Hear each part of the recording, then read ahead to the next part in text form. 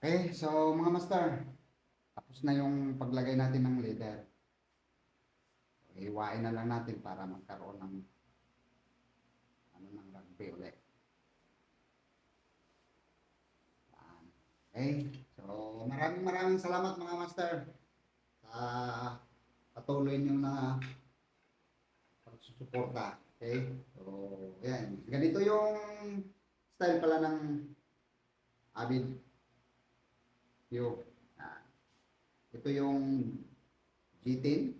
Or di ko sure kung G10 ang tawag. Alam ko G10 talaga to. So, yung pinaka-perol niya ay pinaka-joint.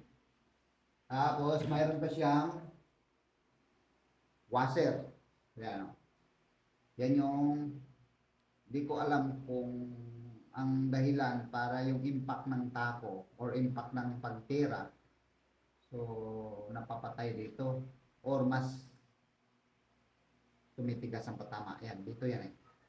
Ah, buti napansin ko to. Pinaka-washer niya.